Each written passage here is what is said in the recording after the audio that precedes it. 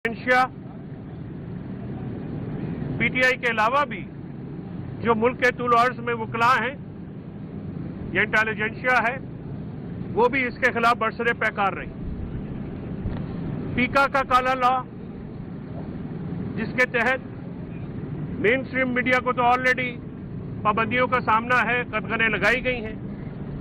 आप इंटरनेट के ऊपर और इख्तिलाफ राय के इजहार के ऊपर सोशल मीडिया पे पाबंदी लगाने के लिए और अपनी मनपसंद की आवाज़ें जो हैं सिर्फ उनको आगे लाने के लिए और मुखालफाना जो राय रखने वाली आवाज़ें हैं उनको दबाना, उसका एक मकसद है। और पीका लॉ के तहत हमारा आईटी इंडस्ट्री, जो कि पहले ही बहुत ही दगरगू हालात में है, तकरीबन 2 अरब डॉलर के करीब नुकसान हो चुका है।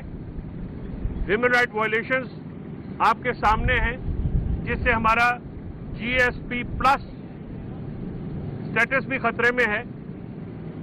और इमरान खान साहब का ये कहना है कि अगर हम बैनुल-अक़वामी और मुल्की कवानीन के मुताबिक अपने शहरियों को ट्रीट नहीं करेंगे तो फिर उस मुश्किलात में इजाफा होगा।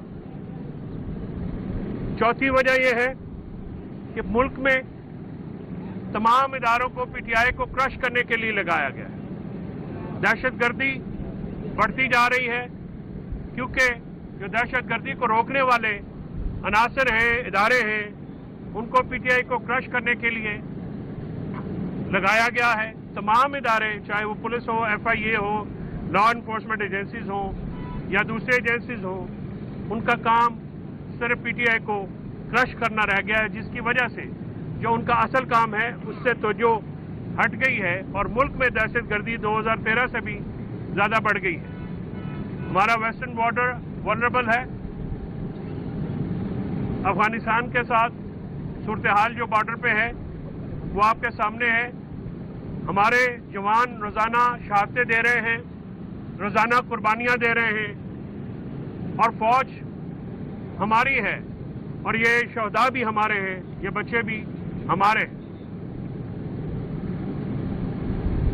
पांचवा जो नुक्ता इमरान खान साहब के सामने है, की नज़र में इम्पॉर्टेंट है, वो ये कह रहे हैं कि अदलिया और अदालत के जो अहकामात हैं उसकी जो पहलू तही हो रही है, जो खिलाफ वर्जी हो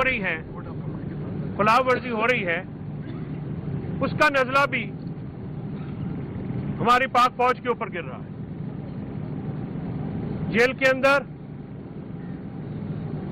कुछ नादीदा कुव्वतें हैं जो कि अदालती अहकामात पे अमल दरामद नहीं होने देती। परसों ही जब एटीसी कोर्ट में ये फैसला हुआ कि बुशरा बीबी से तफ्तीश करनी है और पुलिस अंदर आई, तो किसी नामालूम इशारे के ऊपर पुलिस को फौरन निकाल दिया गया और सामने तफ्तीश अदालती अहकामात के बावजूद नहीं। तो ये जो अदालतों और साफियों को, जजेस को जो रोजाना धमकियां मिलती हैं, इसका नजला भी इदारों पे गिर रहा है, जिसकी वजह से इदारों में और अवाम में खलीज जो है वो बढ़ती जा रही है। और ज़रूरत इस अमर की है, ये खलीज जो है वो तेज़ी से पॉलिसियाँ जो हैं बदली जाएं और आइन और कानून के मुताबिक जो है अपनी पॉलिसियाँ रखी जाएं, ताकि मुल्क में एक जो पॉलिटिकल इंस्टेबिलिटी है वो दूर हो और मुल्क मुआशी इस्तेहकाम की तरफ जाए। जब तक इन पॉलिसियों में चेंज नहीं आता है तब तक ये मुश्किल है कि मुल्क जो है वो किसी किनारे लगेगा। उन्होंने आज सवाल पूछते हुए कहा है कि मुल्क को बचाने का कोई एक हल प्रपोज किया जाए, कि क्या वो हल है किसी के जहन में। साफ शफाफ इलेक्शन और आइन और कानून पे अमल दरामद के बगैर, ह्यूमन राइट्स की कदर किए बगैर और आज़ाद मीडिया, आज़ाद इंटरनेट के बगैर वो कौन से ऐसे हल हैं जिससे मुल्क जो है वो बेहतरी की तरफ जाएगा। तो मुल्क के मुस्तकबिल के लिए इस जो 3 साल से 2.5 साल से पॉलिसीज रवा रखी गई हैं उनमें तब्दीली लानी चाहिए।